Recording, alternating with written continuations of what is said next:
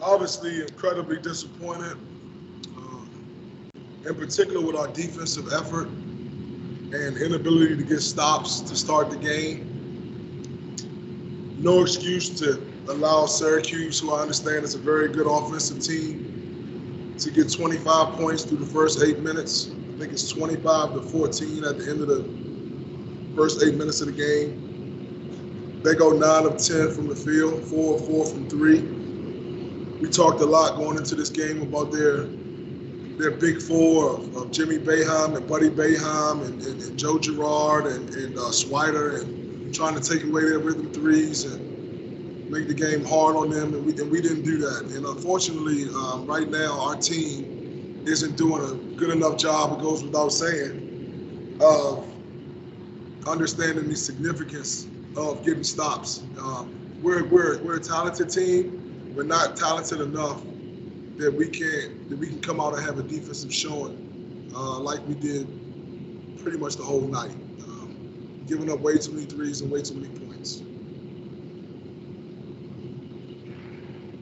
Take the first question from Brett. Yeah, Mike, you talked yesterday about how positive these guys have been, how they've managed to maintain that good attitude despite what's going on.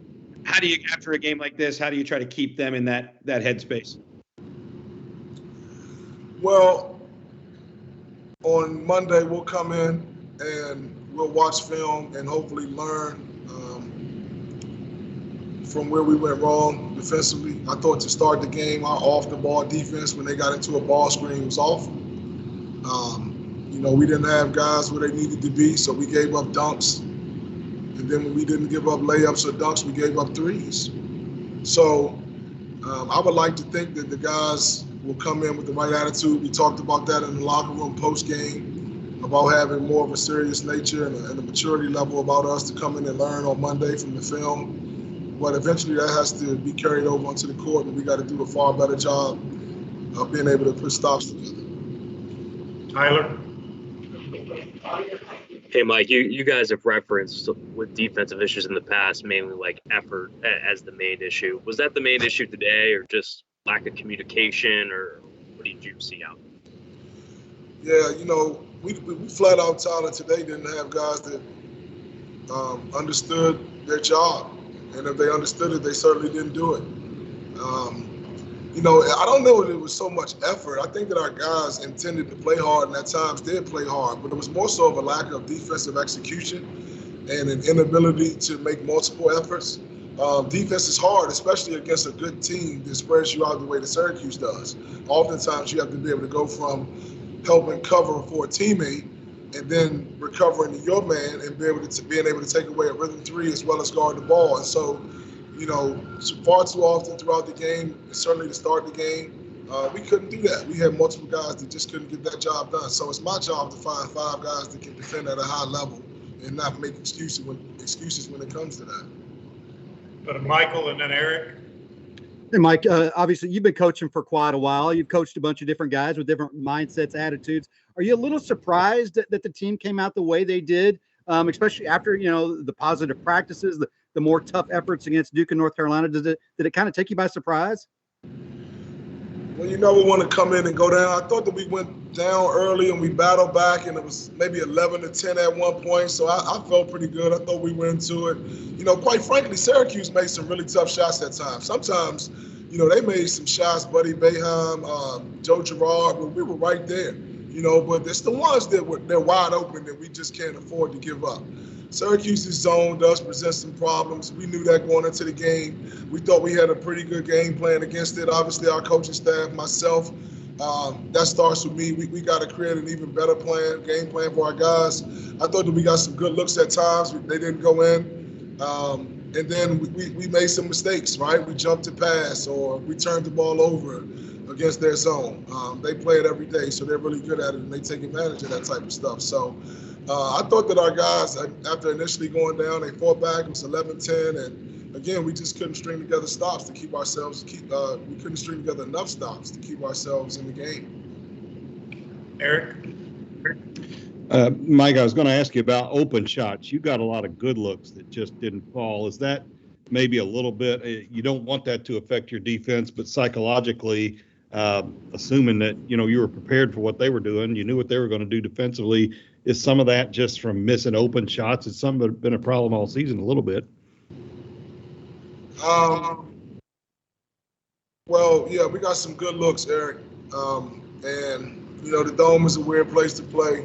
We got a lot of shots up this morning. We got a lot of shots up. We adjusted our pregame routine so that the guys can get a lot of shots up before the game. And, unfortunately, we got some looks that we just didn't knock down. And when you're playing Syracuse, a team that is as efficient as they are offensively, you got to be able to make some shots to stay in the game. I thought that at halftime, I think we were 2 for 16 from 3. And I told the guys, hey, let's get stops.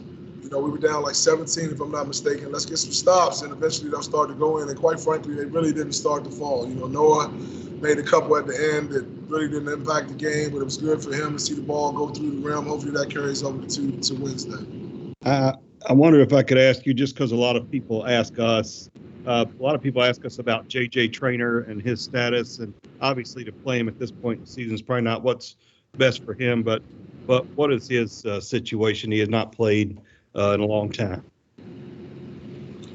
Yeah, we're going to talk with JJ and his family this week about something that they wanted to talk to us about, but it's certainly not anything personal. JJ's been working hard.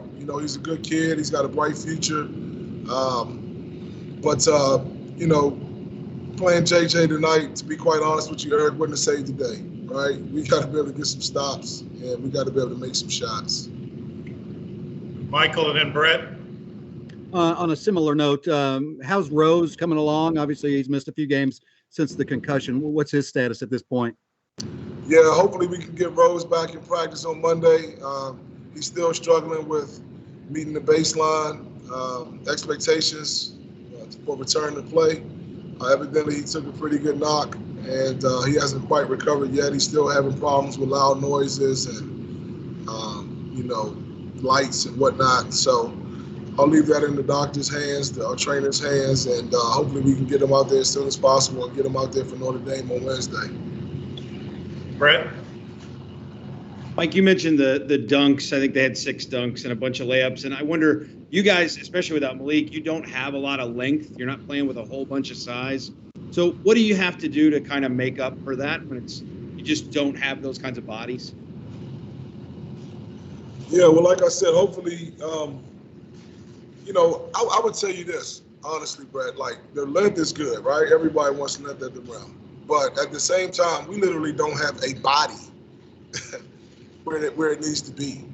And so if there's a big body, or a body for that matter, where we need it, given the ball screen defense, then they don't get dunks. They don't get wide open layups.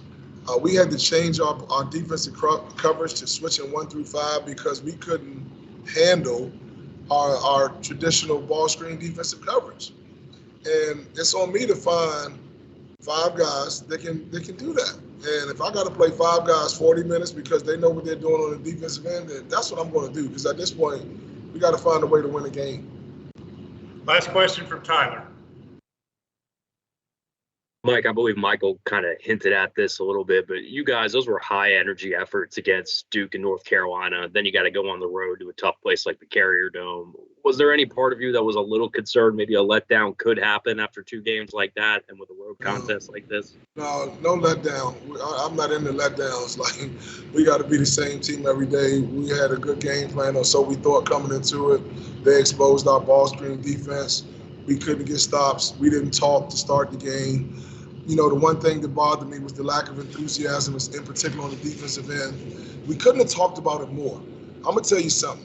I'm a little pissed off at our guys in the sense that the enthusiasm and the attention to detail was not there. And as an interim head coach stepping into what I know has been a tough situation for our guys, there will be no excuses. You will show up every day. You will have a level of enthusiasm, attention to detail, and toughness on every possession. And if not, I have to find 5 guys to win. Thank you, Coach. We'll be back shortly with Sidney Curry. Had 8 points, 10 rebounds, 3 assists today.